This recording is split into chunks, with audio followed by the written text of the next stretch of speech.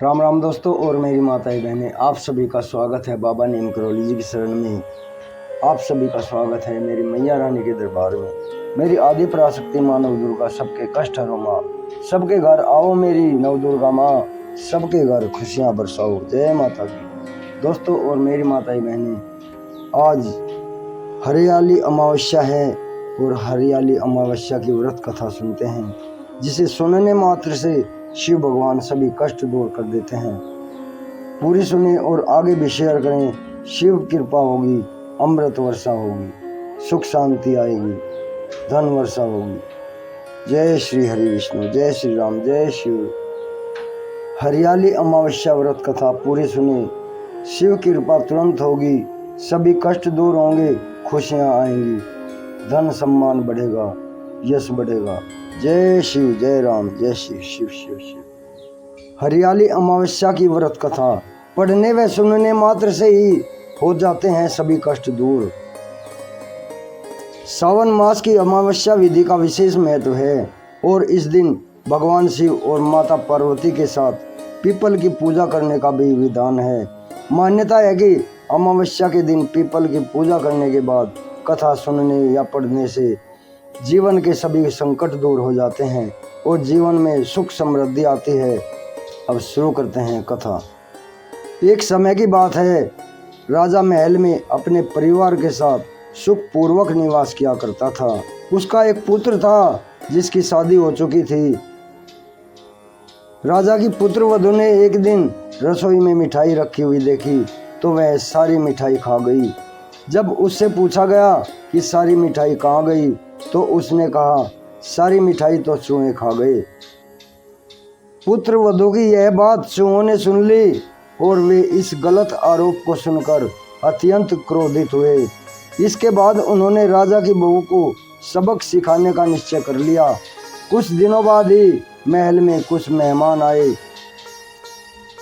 चूहों ने सोचा कि यह मौका अच्छा है राजा की पुत्र वधू को सबक सिखाने का। बदला लेने के लिए चूहों ने बहू की साड़ी चुराई और उसे जाकर अतिथि के कमरे में रख दी। जब सुबह सेवकों ने और अन्य लोगों ने उस साड़ी को वहां पर देखा तो लोग राजा की बहू के चरित्र के बारे में बातें करने लगे। यह बात जंगल की आग की तरह पूरे गांव में फैल गई, पूरे राज्य में फैल गई।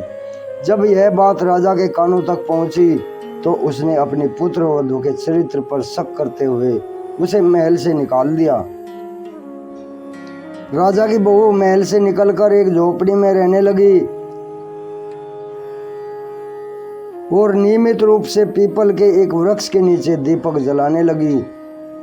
इसके साथ ही वह पूजा करके गुड़ धानी का भोग लगाकर लोगों में प्रसाद वितरित करने लगी। इस प्रकार कुछ दिन बीत जाने के बाद एक दिन राजा उस पीपल के पेड़ के पास से गुजरे जहां उनकी बहू हमेशा दीपक जला करती थी। इस दौरान उनका ध्यान उस पेड़ के आसपास जगमगाती रोशनी पर गया। राजा इसे देखकर चकित रह गया। महल में वापस आने के बाद उन्होंने अपने सैनिकों से उस रोशनी के रहस्य का पता लगाने के लिए कहा। सैनिक राजा की बात मानकर उस पेड़ के पास चले गए। वहां पर उन्होंने देखा कि दीपक आपस में बातें कर रहे हैं। सभी दीपक अपनी अपनी कहानी बता रहे थे। तभी एक दीपक बोला, मैं राजा के महल से हूँ। महल से निकाले जाने के बाद राजा की पुत्र वधू रोज मेरी पूजा करती हैं और मुझे प्रज्वलित करती हैं। सभी अन्य दीपकों ने उससे पूछा कि राजा की बहू को महल से क्यों निकाला गया तो उसने बताया कि एक दिन उसने मिठाई खाकर चूहों का झूठा नाम लगा दिया। इस पर चूहे नाराज हो गए और उन्होंने राजा की बहू से बदला लेने के लिए उसकी साड़ी अतिथि के कमरे में रख दी। यह सब देखकर राजा ने उन्हें महल से निकाल दिया। यह सब सुनकर सैनिक भी हैरान रह गए और महल वापस आकर उन्होंने सारी बातें राजा को बताई।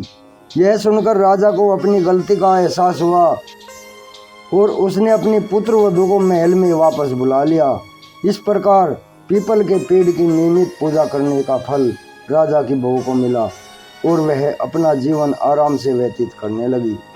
बोलो भगवान भोलेनाथ की जय, माता पार्वती की जय हो। जय श्री राम, जय हनुमान जी की जय, बाबा नीम करोली महाराज जय हनुमान। श्री गणेशाय नमः। आदि पराशक्ति माते सदा ही जय, बाबा नीम करोली जी की जय हो। ओम श्री सरुदेवाय नमः। दोस्तों और मेरी माताएं बहनें आगे भी शेयर करें और चैनल को सब्सक्राइब कर ले, ताकि बाबा नीम करोली जी की अपार कृपा आपके ऊपर बरसती रहे। आपके घर में सदैव सभी सुख संपन्नता से परिवार खुशहाल रहे, यही मेरी प्रार्थना। जय बाबा नीम करोली महाराज, जय शिव, जय राम।